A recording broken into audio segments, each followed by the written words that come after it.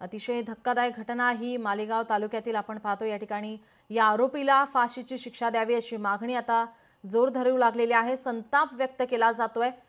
3 वर्षाच्या मुलीवर लैंगिक अत्याचार करून नंतर तिची दगडाने ठेचून हत्या केल्याची ही घटना उघडकीस आलेली आहे। संतप्त नातेवाईकांनी आता आरोपीला फाशीची शिक्षा द्या अशी मागणी केलेली आहे। जोपर्यंत शिक्षा होत नाही तोपर्यंत आम्ही अंत्यविधी करणार नाही असं सुद्धा आता या ठिकाणी नातेवाईकांकडून बोललं जात आहे। आता या घटनेनंतर मालेगाव तालुक्यात हळहळ व्यक्त केली जाते, संताप व्यक्त केला जातोय। डोंगराळे या ठिकाणी ही मन सुन्न करणारी घटना, एका 3 वर्षाच्या मुलीवर लैंगिक अत्याचार करून नंतर तिची दगडाने ठेचून हत्या केल्याची घटना। या नराधमाला, या आरोपीला आता पोलिसांनी ताब्यात घेतलेला आहे।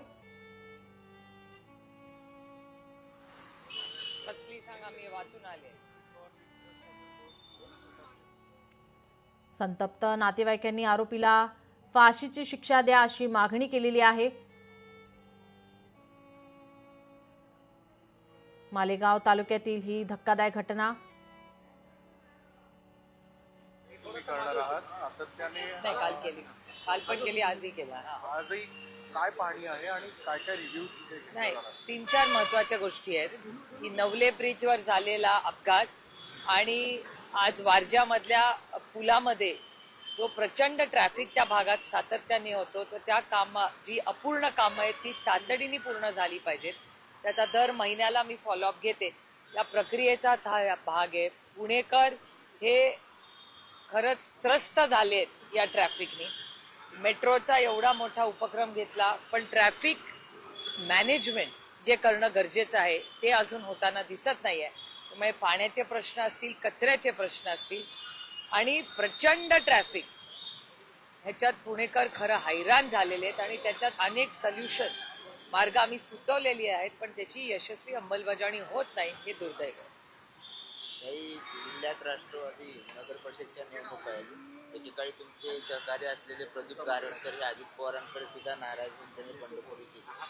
कसं बघता या सगळ्याकडे पक्षांतर्गत परत तुम्ही त्यांच्याशी काय संपर्क साधला? एकतर गारटकरांचे आणि माझे कौटुंबिक संबंध अनेक दशकाचे, जरी त्यांनी आमच्यात काही राजकीय मतभेद झाले असतील तरी गारट कुटुंबात आणि आमच्या सगळ्यांच्यात मनभेद कधीच नव्हते, कालही नव्हते, आजही नाहीत आणि उद्याही होणार नाहीत। कारण का शेवटी ही प्रेमाची नाती असतात। अनेक वर्ष आम्ही एकत्र काम केलेलं आहे। त्यांनी काय राजकीय त्यांचे निर्णय घेतले। आता हे दुर्दैव आहे की आजही त्यांच्यात जे काही त्यांचं भाषण मी ऐकलं, पण शेवटी कुठल्या पक्षात काय चाललंय हा त्या पक्षाचा अंतर्गत प्रश्न असेल। आज म्हणजे अशा बातम्या येत आहेत इंदापूरमधून ते काही नगर परिषद लढणार आहेत, अर्थातच त्यांना माझ्या नेहमी शुभेच्छाच असतील, पण काय कारण झालं किंवा काय झालं याची मला फारशी माहिती नाही।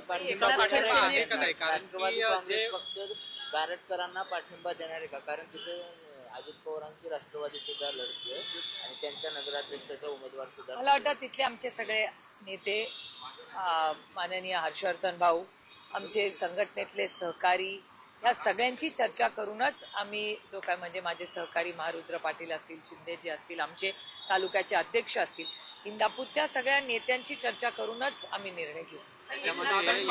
बारामतीमध्ये राष्ट्रवादी काँग्रेस आपला नगराध्यक्ष पदाचा उमेदवार उभा करणार आहे। जिथे जिथे इच्छुक आहेत, हे बघा, हे इलेक्शन हे सगळ्या आमच्या सहकार्यांचं, पदाधिकाऱ्यांचं आणि कार्यकर्त्यांचं असतं। जिथे कोणी इच्छुक असेल तिथे आम्ही पूर्ण ताकदीने आमच्या यांच्यासाठी जाऊ। बारामतीमध्ये असणार आहे म्हणजे राष्ट्रवादी? नाही, जिथे जिथे इच्छुक असतील तिथे आम्ही असणार आहे। राज्यात अनेक ठिकाणी असे बोललं जाते की दोन्ही राष्ट्रवादी एकत्र लढणार, मात्र असं काही ठिकाणी आमने सामने होणार आहे का? मला असं वाटतं आज खरं तर रात्रीपर्यंत सगळं स्पष्ट चित्र होईल, कारण अनेक ठिकाणी आघाड्या झाल्या, युती झाली आहे। अनेक लोक म्हणजे स्थानिक राजकारण किंवा तिथले प्रश्न वेगळे असतात, त्याच्यामुळे वेगळ्या आघाड्या आणि युती तुम्हाला दिसू शकते, असं साधारणपणे महाराष्ट्राचं चित्र दिसतंय।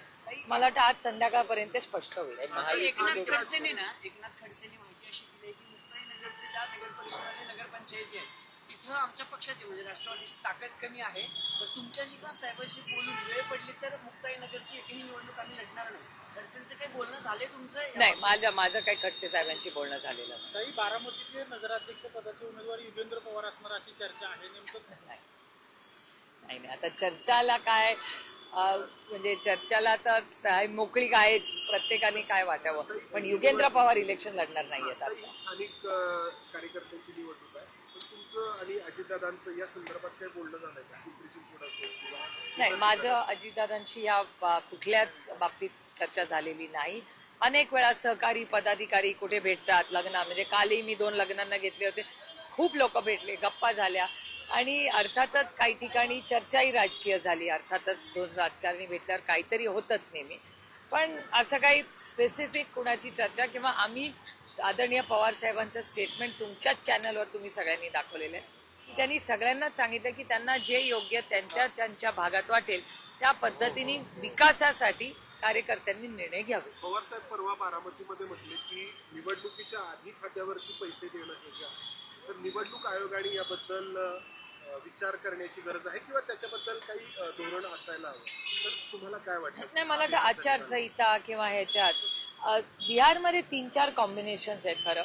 एक तर कदाचित हाही एक विषय असू शकतो जो तुम्ही म्हणला तो, पण त्याचबरोबर जे अलायन्सेस केले म्हणजे तुम्ही बघितलं तर लालूजींची मतं कमी झालेली नाहीत, भारतीय जनता पक्षाची मतं वाढलेली नाहीत.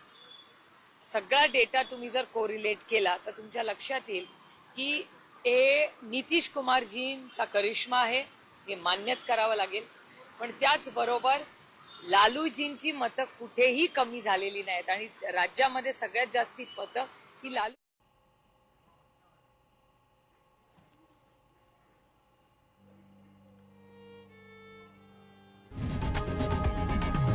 लोकशाही मराठी ऐका, पहा, जागरूक रहा.